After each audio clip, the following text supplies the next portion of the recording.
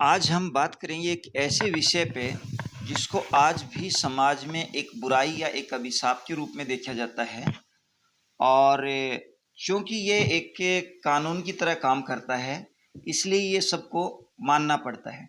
विषय जो है वो है हमारा लिव इन रिलेशनशिप। हमारे बीच में हैं, हमारे कार्यक्रम में भाग लेने के लिए आए हुए हैं श्री प्रदीप वर्मा जी, जो रिटायर्ड सुपरिटेंडेंट हैं महिला एवं बाल विकास विभाग हरियाणा से। तो सबसे पहले वर्मा जी आपका स्वागत है हमारे कार्यक्रम में। जो आज का जो विषय है वर्मा जी वो बड़ा ही ज्वलंत विषय है। ये जो लिव इन रिलेशनशिप है ये क्या है? आपने लिव इन रिलेशनशिप के बारे पूछा है कि ये क्या है। ये एक ऐसा कानून बनाया गया है, कानून तो नहीं बना क्योंकि ये दिशा निर्देश जारी किए गए हैं माननीय सर्वोच्च न्यायालय जी ने।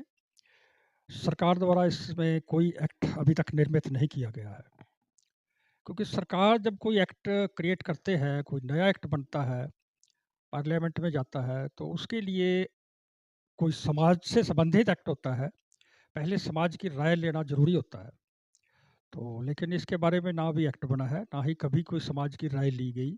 लेकिन सर्वोच्च न्यायालय ने इसलिए इसकी राय लेना ज़रूरी नहीं समझा क्योंकि उन्होंने संविधान की धारा 21 की पालना में ये दिशा निर्देश जारी किए गए हैं। संविधान की धारा 21 के अंतर्गत ये प्रावधान है, किसी भी व्यक्तिगत महिला या पुरुष को स्वतंत्र रूप से जीने का अधिकार है, बिना किसी के दबाव के। ये कानून बनाया गया है जिसके अंतर्गत कोई भी महिला पुरुष जो बालिग हैं, 18 वर्ष से ऊपर हैं, वो इस रिलेशनशिप में अपनी मर्जी से रह सकते हैं। ये कानून बनाया गया है, ये दिशा निर्देश जारी किए हैं। इसमें कुछ शर्तें सर्वोच्च न्यायालय ने लगाई हैं कि लिव इन रिलेशनशिप में रहने के लिए क्या-क्या शर्तें होंगी, वो भी उन्होंने इसमें दिशा निर्देश जारी किए हुए हैं। वर्मा जी इसकी जरूरत हमें क्यों पड़ी? ये कोई इसकी विशेष मेरे हिसाब से ज़रूरत नहीं थी क्योंकि ये तो एक माननीय सर्वोच्च न्यायालय ने ऑर्डर जारी किया है, अपना निर्णय दिया है व्यक्तिगत स्वतंत्रता को कायम रखने के लिए। किंतु ये सभी न्यायालय इसको मानने लग गए और हमारे समाज में महिला पुरुष को ये अधिकार मिल गया कि वो चाहे वो असामाजिक रूप से रहे, चाहे वो सामाजिक रूप से रहे, सामाजिक मान्यता के आधार पे रहे। लेकिन इसमें ये भी एक थोड़ा-सा क्लॉज़ डाल दिया है सर्वोच्च न्यायालय ने कि वो चाहे समाज उनके इस रिलेशनशिप रिश्ते को मंजूरी ना दे, तब भी वो रह सकते हैं और प्रोटेक्शन का उनको अधिकार सरकार से दिलाया जा सकता है। और इसकी विशेष जहाँ तक हमारे समाज की आवश्यकताओं की तरफ ध्यान दिया जाए, इसकी विशेष आवश्यकता ऐसी नहीं थी, जिसके आधार पे इसको लागू रखा जाए क्योंकि यदि ये कानून नहीं था, तो समाज ज़्यादा स्वच्छ तरीके से काम कर रहा था। हमारे जो दूसरे एक्ट थे, जिनके अंदर काफ़ी प्रोविज़न है, जीने के अधिकार के लिए भी काफ़ी प्रोविज़न है। घरेलू हिंसा का एक्ट है और स्वतंत्रता का एक्ट है, फ्रीडम और काफ़ी ज़्यादा एक्ट जो है सरकार ने पहले से ही निर्मित किए हुए हैं, जिनमें समय-समय पर बदलते हुए परिवर्तन के अनुसार संशोधन भी किए गए हैं। लेकिन ये एक्ट जो बनाया गया है, इसके दुष्परिणाम के बारे में चर्चा अभी करेंगे जैसे आपको होंगे। लेकिन ये सिर्फ़ जो इसकी ज़रूरत है, वो मैं तो यही समझता हूँ इसकी विशेष ज़रूरत नहीं थी। क्योंकि इससे महिलाओं के स्तर को एक तरफ ऊँचा भी उठाया गया है, एक तरफ इसका जो दुष्परिणाम हुआ है वो ये है, हमारे जो हिंदू रीति-रिवाज़ थे, हमारे जो पारिवारिक स्थितियाँ थी, वो काफ़ी बिगड़ गई हैं और यहाँ तक कि काफ़ी स्थितियाँ खून-खराबे तक भी पहुँची हैं। Thank you. आप ये कहना चाह रहे हैं कि जो ये था इसकी जो जरूरत थी वो बनाया तो किसी और विषय से था और इसका इस्तेमाल जो है लोगों ने अपनी सुविधा अनुसार कर लिया, जिसका दुरुपयोग भी एक तरह का कह सकते हैं कि हुआ है। वर्मा जी इसमें मैं एक चीज आपसे जानना चाहूंगा कि क्या इसके अंदर लिव इन रिलेशनशिप में भी जो घरेलू अहिंसा जैसा एक प्रावधान है जो हमारी शादीशुदा जिंदगी में होता है, क्या उसका भी इसके अंदर कोई प्रावधान है? घरेलू अहिंसा एक्ट भी इसके ऊपर लागू होता है क्या? हाँ जी, क्योंकि ये एक्ट नहीं है इसलिए घरेलू हिंसा एक्ट तो मान्य है ही और घरेलू हिंसा एक्ट के अंदर जो डोमेस्टिक वायलेंस है, वो सिर्फ़ लड़का-लड़की या महिला-पुरुष के ऊपर नहीं, वो तो किसी भी प्राणी पे लागू होता है।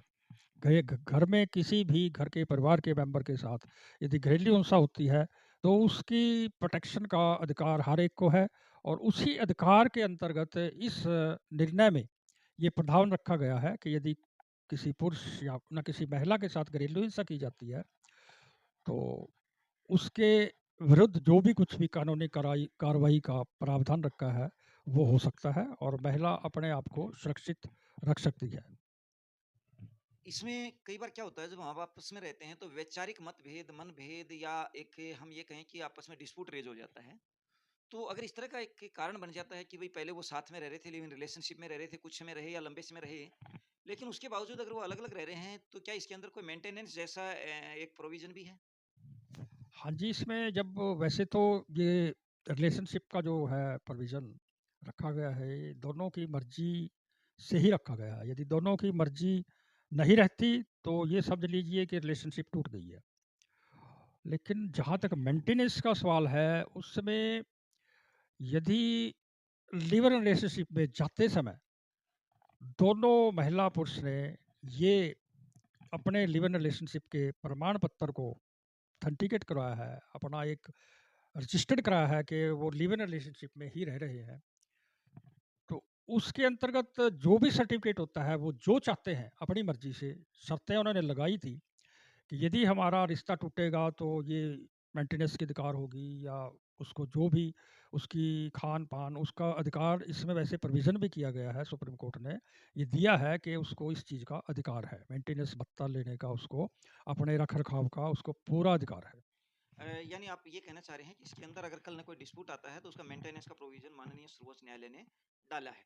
आपकी इसी बात से एक सवाल और वर्मा जी निकल के आता है, जो कि भई इसमें अगर कोई आदमी लिव इन रिलेशनशिप में रहता है, कोई महिला रहती है यानी तो इसके लिए क्या-क्या उसको कानूनी कार्रवाई पूरी करनी चाहिए या किन बातों का ध्यान रखना चाहिए?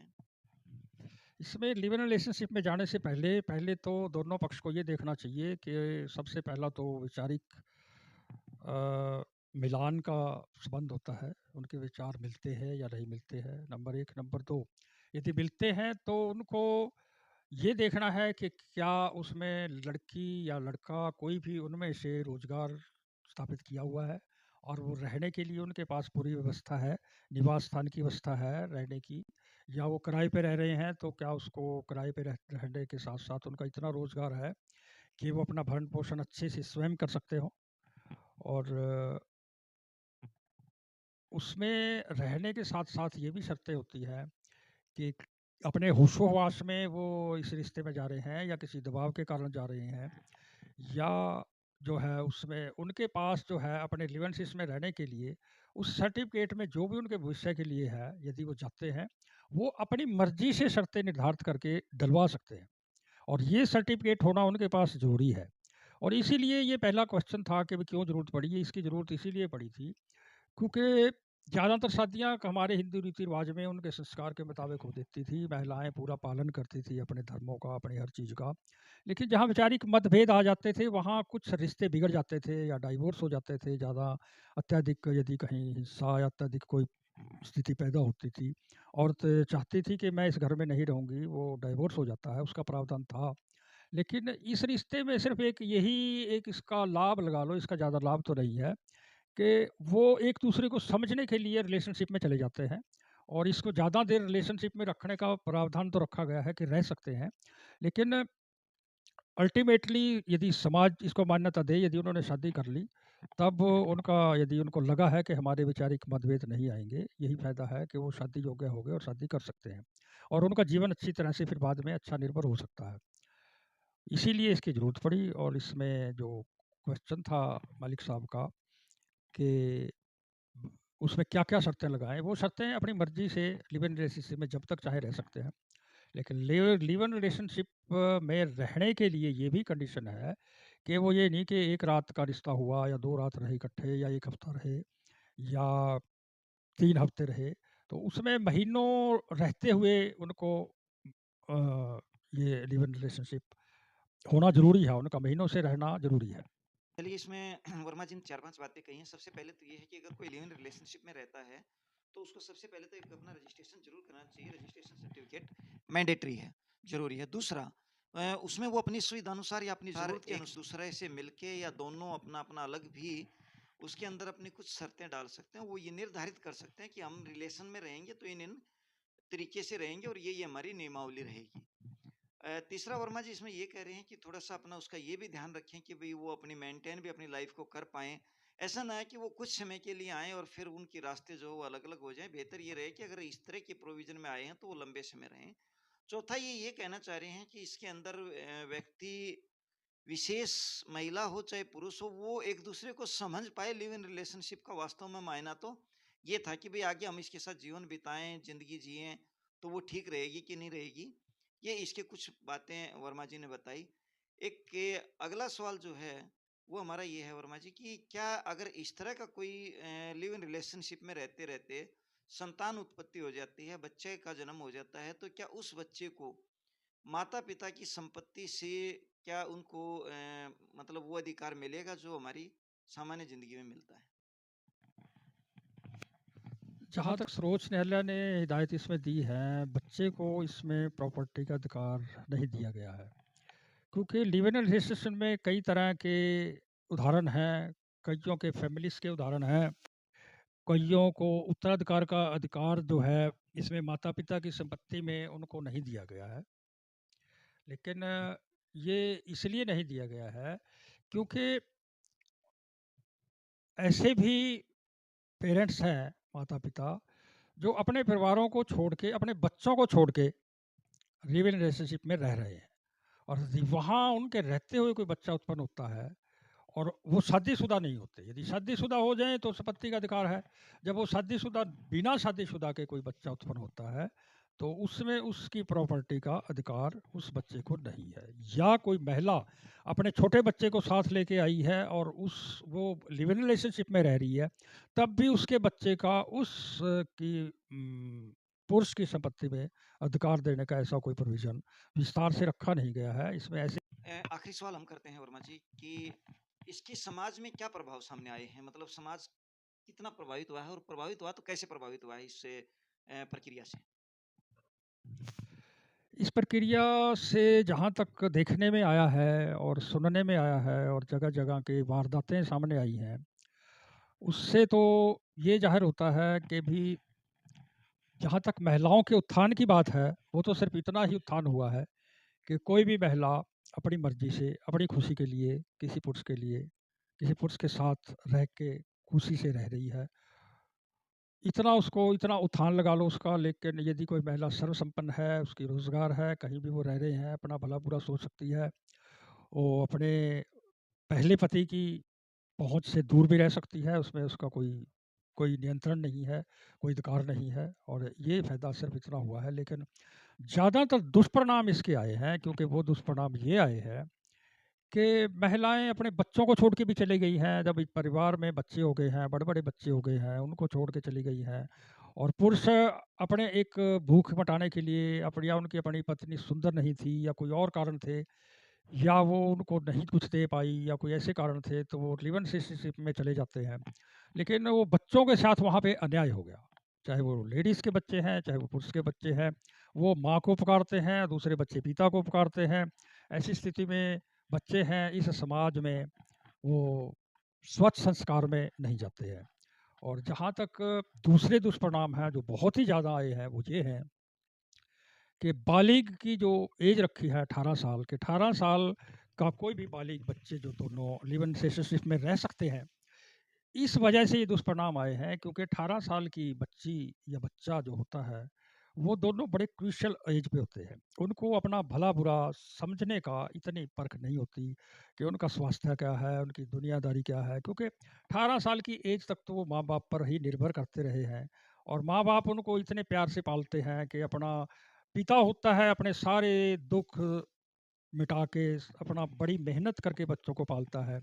उस स्टेज पे यदि 18 साल की मेहनत पिता की या उसके परिवार की जो ज़ीरो बन जाती है, उस वक़्त ऐसे केसेस सामने आए हैं कि बहुत से परिवारों के माता-पिता ने सुसाइड कर लिए और सारी ज़िंदगी उनकी यदि किसी तरह से जिए भी हैं, वो ज़िंदा लाश की तरह जी रहे हैं।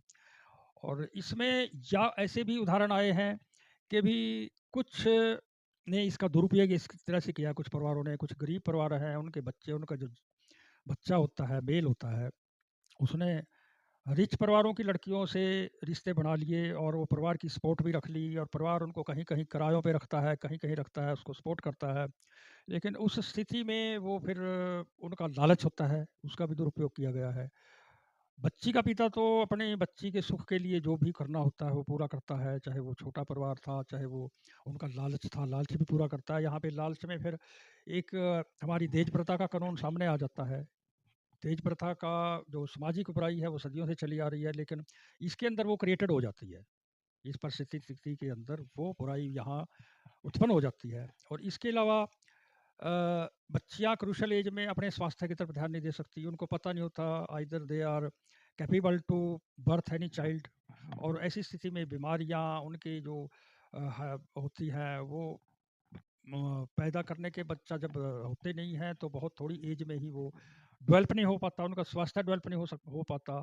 तो ये जो रह रहे होते हैं 18 साल के जो घर से भाग के जाते हैं, बिना माता-पिता की मंजूरी के उनके ऊपर ये अधिकार लागू करना जो है, ये सरासर अन्याय है और वो अपने माता-पिता को क्योंकि ये एक ऐसी एज होती है कि हमारे बुजुर्ग भी कहते थे, मुझे याद है, कि यदि एक लड़का-लड़की एक-दूसरे के नज़दीक हैं, तो उनका आग और घी का तरह मेल होता है। तो इसलिए उस वक़्त जैसे ही आग पे आप घी डाल दो, कि उस आग को उसको घी को यही मालूम नहीं होता कि वो पिघल गया और आग में जल जाएगा। इस तरीके से वो उनका मेल जो है वो जलने लायक ही होता है। तब उनको ये रिश्ते अपने माता-पिता का प्रेम या अपनी माँ का प्रेम सब भूल जाता है। वो इस तरह से जलने जैसी स्थिति में रह जाते हैं। तो इसके अलावा जो है काफ़ी मैंने कोर्ट में देखा है जब प्रोटेक्शन माँगते हैं बच्चे इस तरह के भागे हुए, तो बड़े माननीय, बड़े सुधरे हुए जजेस जो हैं, वो उनको प्रोटेक्शन नहीं देते बल्कि उनके खिलाफ केस दर्ज कर देते हैं कि आप घर से भागे हो। पुलिस इसलिए आपको पकड़ नहीं पाई क्योंकि आप बालिग हो गए हो। और लेकिन ऐसी यदि 18 साल 10 दिन हुए हैं, 18 साल 15 दिन हुए हैं, तो इसका ये महत्व नहीं है कि 15 दिन के अंदर उसको सारी दीन दुनिया की नॉलेज आ गई है। ये बहुत एक गलत फिनोमेना हमारे समाज के अंदर है। लेकिन उसको 18 साल से 1 दिन भी कम है, तो उसको नॉलेज नहीं है। लेकिन 18 साल से 7 दिन ऊपर चली गई, तो उसको नॉलेज 7 दिन में तो वो नॉलेज आ नहीं सकती। तो यहाँ हमारा ये जो कानून है, इसके बड़े दुष्परिणाम आए हैं। तो ऐसी स्थिति में क्योंकि इसका एक्ट सरकार ने नहीं बनाया है, इसलिए मेरा सरकार से अनुरोध है कि पार्लियामेंट में एक्ट लाएँ और जहाँ कहीं इसकी विशेष और ये पहचान करें कि हमारा ये कानून कहाँ-कहाँ, किस तरीके से महिलाओं के या समाज का उत्थान कर सकता है। वो परिस्थितियाँ इसमें वो एलिमेंट्स डालें, वो क्लॉज़ डालें और महिलाओं के जो बच्चियाँ इसमें बर्बाद हो रही हैं और दूसरों के उसमें आ जाती हैं और धर्म के अगेंस्ट और अपनी जाति-पाति के अगेंस्ट जाती हैं और उनको ज़बरदस्ती फिर वहाँ का धर्म मानना पड़ता है।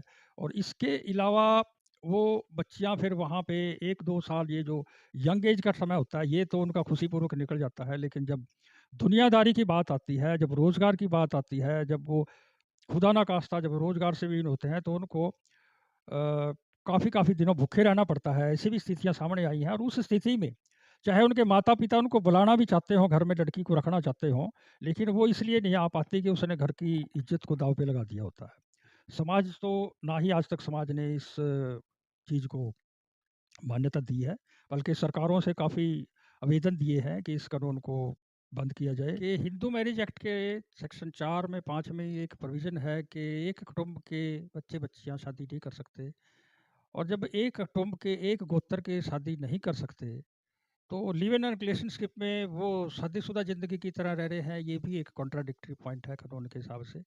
मैं बस यही सरकार से अनुरोध है कि भई ऐसे कुछ पॉइंट इसमें आइडेंटिफ़ाई करके तब इसके एक्ट का निर्माण किया जाए। उस एक्ट से बाहर कोई भी कानून काम ना करे। वर्मा जी ने काफ़ी विस्तृत चीज़ें की, बल्कि बहुत सारी चीज़ें वो थी जिसको हम कई बार समाज में या घर में या कैमरे के सामने तो कई बार हम डिस्कस करते ही नहीं हैं। दरअसल जो लिव इन रिलेशनशिप है, उसका जो एक हम कह सकते हैं कि लाभ मिल सकता था, एक उद्देश्य है, वो एक अलग था। लेकिन कई बार इसमें ये देखने में आया है कि परिवार के ही किसी व्यक्ति के साथ या एक गली मोहल्ले में, कॉलोनी में या गाँव में, तो हम ये कहें कि एक ही गली में या एक ही गाँव में बच्चा और बच्ची यानी लड़का और लड़की जो है, वो एक-दूसरे की तरफ आकर्षित हो जाते हैं। ओकर आकर्षित होकर के वो लिव इन रिलेशनशिप जैसी चीज़ में चले जाते हैं, तो उससे सामाजिक ताना-बाना पूरा टूट जाता है। और ये जो वर्मा जी ने बताया कि भई कई बार क्या होता है कि खून-खराबे जैसी स्थिति आ जाती है। समाज में इज़्ज़त-बेइज़्ज़ती का सवाल हो जाता है और कई बार जो है उससे परिवार के परिवारों का भी नुकसान हो जाता है। तो ये एक बुराई के रूप में सामने आई है चीज़ें, तो इनसे सभी को बचना चाहिए और इसपे 3-4 चीज़ें हमारे बुजुर्गों को भी ध्यान देनी होगी, बड़ों को भी ध्यान देनी होगी और बच्चों को भी ध्यान देनी होगी।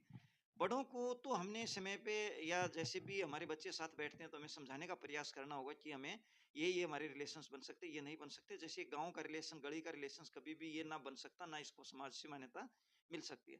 बच्चों को भी ये देखना होगा कि भई हमारी जो चीज़ें हैं, बड़ों ने बनाए हैं या जो ऋषि-मुनियों के बनाए हुए संस्कार हैं, हम उसको फ़ॉलो करें और उसको जो है ना जब हम इस तरीके से करेंगे तो हमारे समाज का ताना-बाना भी बना रहेगा और जो है हमारी ज़िंदगी भी स्मूथ रहेगी।